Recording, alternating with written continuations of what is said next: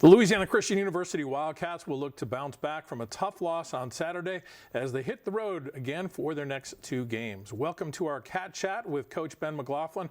I'm Al Quartemont. Coach McLaughlin joins us on the set. A 70-14 score is not something that you're ever going to relish as a coach. What do you think you learned about your team in this loss against Ottawa? My message to them was, we play this game to win 100%. So nobody's, everybody's upset, disappointed with a loss. But, what they built is what we strive for.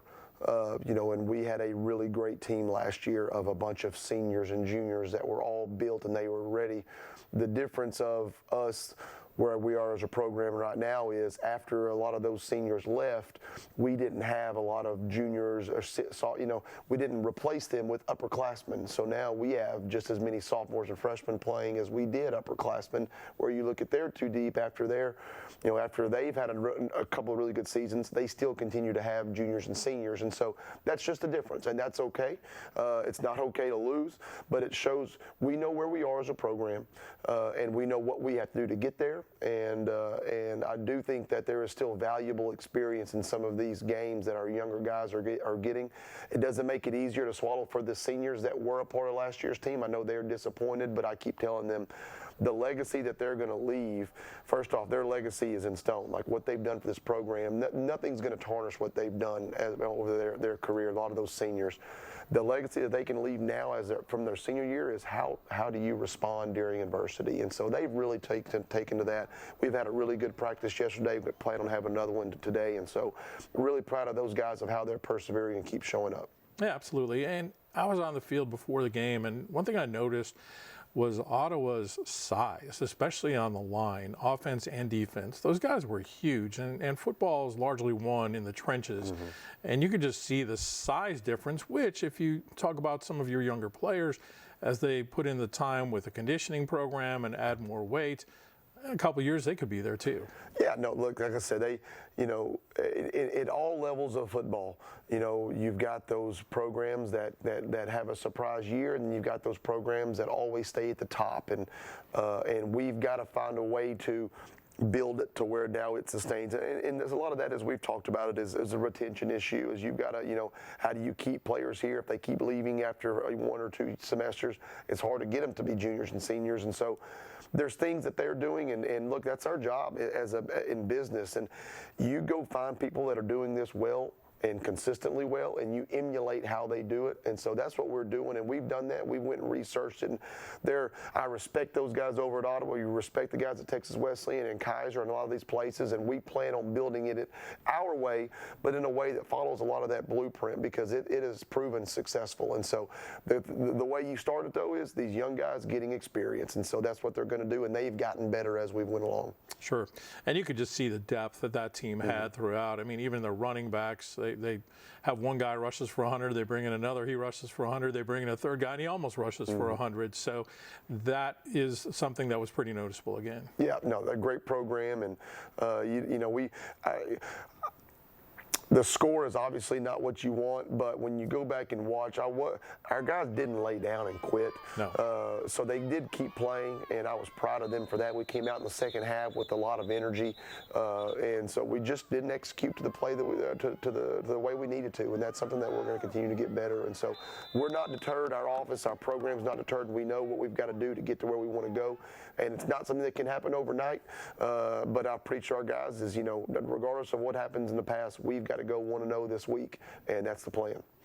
Your freshman quarterback, Alan Hamilton, played the whole game this time. Are you at the point now where you've just decided that he's your guy the rest of the year?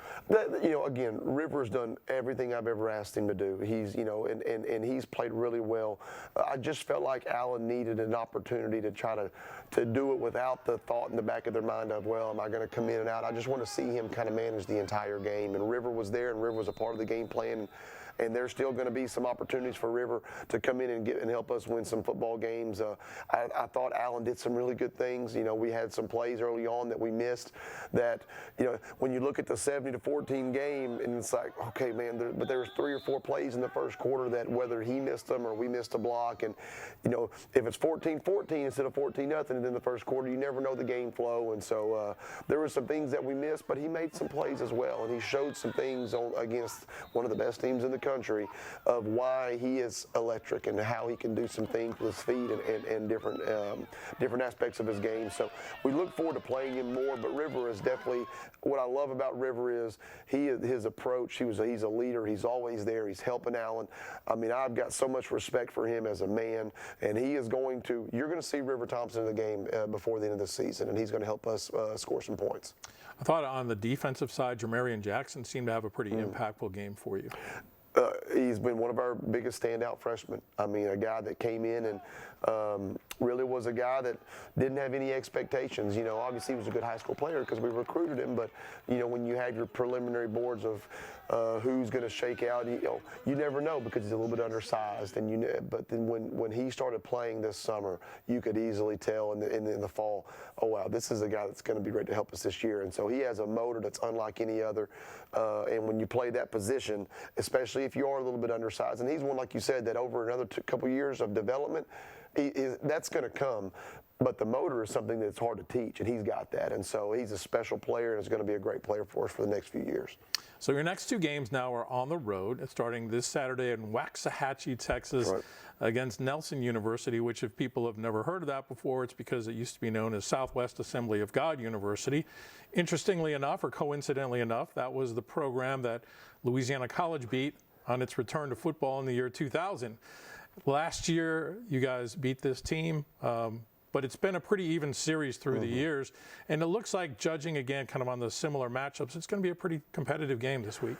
We've talked about it in our staff. Our 2 programs are really in the same spot. They've got a first-year coach. They've got a first-year coach that was a former quarterback for that program in the past, and so they're at 3, and we have very similar scores in some of in our common opponents.